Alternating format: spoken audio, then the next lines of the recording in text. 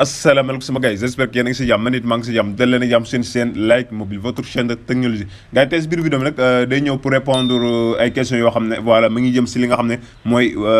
bourse étudiant yi voilà question mooy lan mooy ndax man bu ma jotee sama bourse ndax mën naa ko transférer wala ndax mën naa maa toog fi ma toog transfert mu wàcc directement si sama compte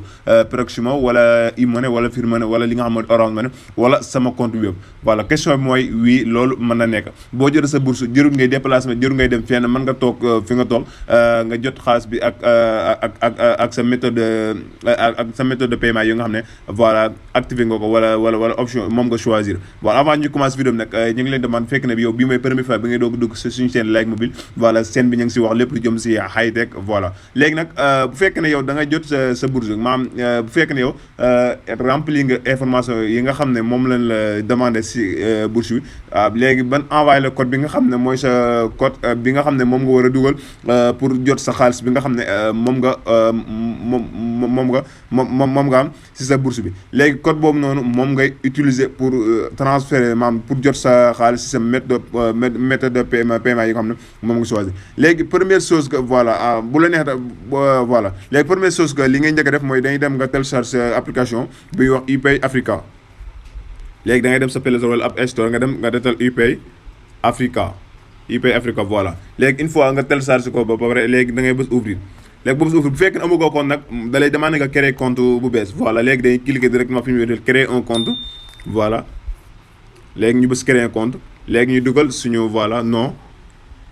par exemple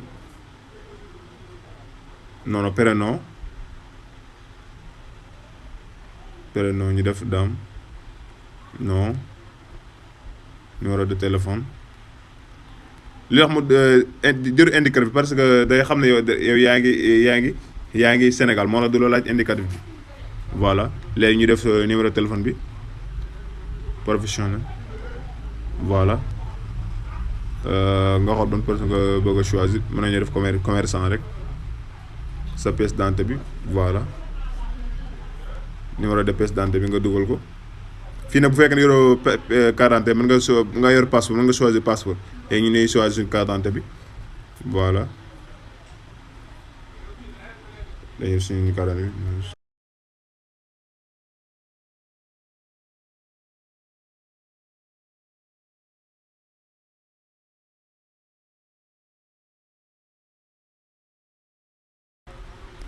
léegi ñu dugal suñu email bi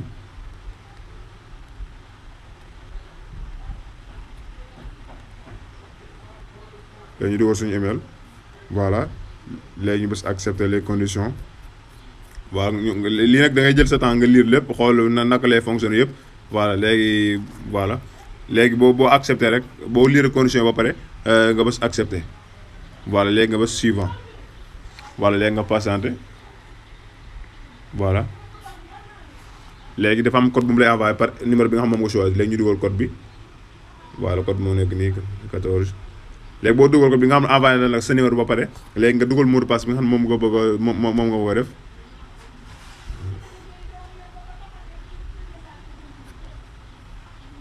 léegi nga confirmer mot de passe bi léegi nga bës suivant voilà nee na la votre compte a été créé avec succès voilà léegi nag ngay def maintenant léegi da ngay dugal code bi nga xam ne sa code secret bi voilà léegi ñu dugal suñu code secret par exemple léegi ñu dugalaat suñu numéro de téléphone bi nga xam moom la dugal si application bi léegi ba suivant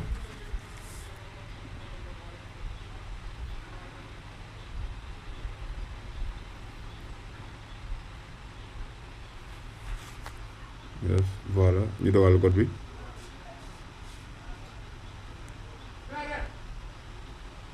voilà léegi bu ñu dugalaatee code bi léegi am na application suñu application li nga xam ne moo di UPay Africa léegi nag kay def léegi une fois date bi nga xam ne ñëw na une fois nga jot sa code bi nga xam ne mooy sa code bourse bi envoyé nañ la ko voilà. mais nag UP Africa bi du fii nii lañ lay envoyé sa bourse bi mais fii nii code bi nga xam ne maanaam bu fekkee étudiant xam na li ma wax maanaam boo demee ba demande sa bourse ba pare am na benn méthode de paiement boo xam ne ñoo la koy jox léegi date bi nga xam ne wala mois bi nga xam ne ñëw na mois boobu bu la envoyé code bi nga sa code bi nga xam moom moo war a jotee say paiement rek au lieu que ngay dem si au lieu que ngay dem fi nga xam ne maanaam exemple c'est ça paye wala yeneen méthode yoo xam ne foofu nga jotee sa salaire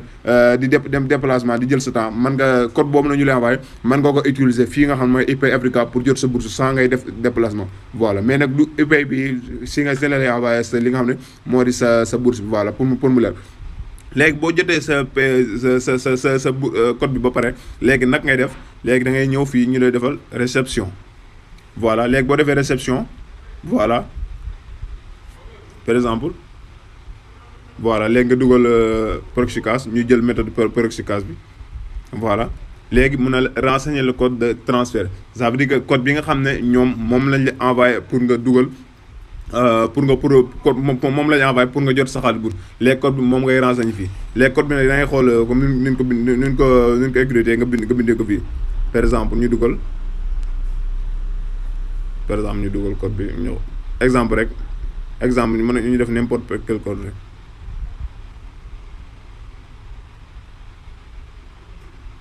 voilà par exemple code bi ñu dugal valable nag dañuy jox ay exemple rek léegi boo dugalee code bi nga xam ne moom mooy sa code de transfert nga bës relever voilà. léegi maam li maam code bi ñu la dugal maam dañ li mu def code invalidé ça veut dire que code bi ñuy dugal code bi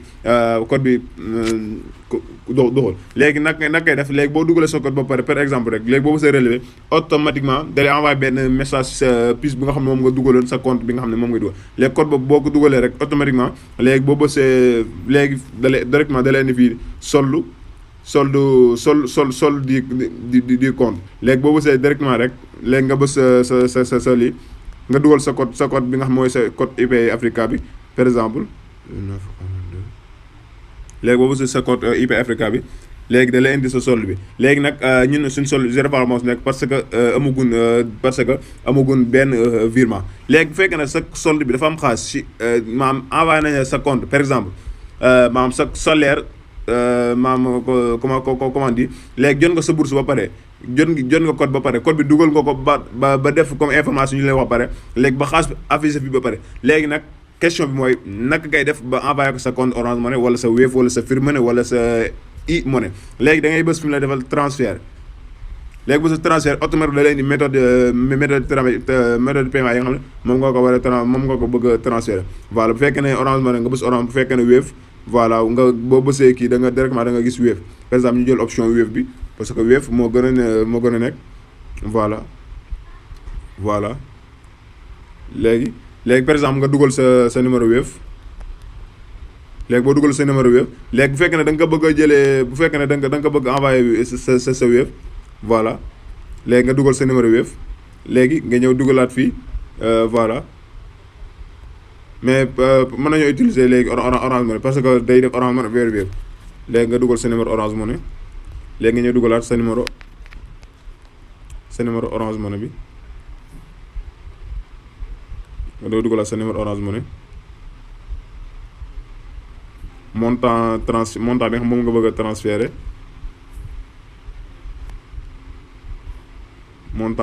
a transférer voilà par exemple ñu def 40 000 par exemple léegi nag day am fere bi may nekk 1080 voilà léegi yow montant bi nga xam moom ngay jot muy 41 080 voilà léegi une fois nga def bës information yi li tax nag ñu choisir Orange Money parce que maam méthode vers maam bi nga xam ne moom lañ ko war a jot moom automatique moom moo ko choisir moo ñu indil Orange Money mais bu fekkee ne dañoo choisir Wave mu indi ñu fi Orange mu indi ñu fi Wave dinañ mën a def Wave vers Wave mais li xam ne ñu choisir Orange Money parce que dañoo defal vers Orange Money voilà yéen ko gisoon di moo fekk na am nga Orange Money mën nga utiliser Orange Money voilà léegi boo dugalee sa information ba pare léegi nga dugal montant bi nga xam ne moom nga bëgg a envoyé léegi nga buñ si daggee fere léegi nag ngay def automatiquement da ngay bës fi mu la defal valider. une fois boo bësee valider rek léegi da ngay boo patienté 2 minutes 3 minutes léegi dina la envoyé benn message wax la vous avez reçu un transfert wala vous avez reçu un dépôt de UPay Africa. voilà UPay Africa. léegi une fois nga ñëwaat sa solde bi boo xoolaatee sa solde bi rek voilà léegi compte code solde xaalis bi nga xam moom nga gisoon foofu noonu voilà léegi dootoo ko gisaati si li nga xam ne voilà mode c'est UPay Africa. voilà léegi boo dugalee code bi voilà léegi sa solde bu nekkoon 50 000 léegi da nga gis ne 40 000 yi voilà léegi transféré nga ko léegi da ngay mën a dime voilà sama gars yi léegi noonu rek ngay transféré noonu rek nga mën ngay jotee sa bourse si UPay Africa. voilà yaakaar naa c'est simple am na méthode yu bari nag yoo xam ne mën nga fa jotee sa bourse mais nag tey la prochaine fois dinañ ñëw wax la yan méthode la mais nag méthode bi dafa doon méthode boo xam ne méthode bu gën a gaaw la te méthode bu gën a efficace la pour ngeen mën a jot seen bourse sans ngay déplacé. voilà sama gars yi léegi leen ma doon vidéo bi ñu leen jox dig daje si beneen vidéo ak si beneen astuce ak la mobile jaay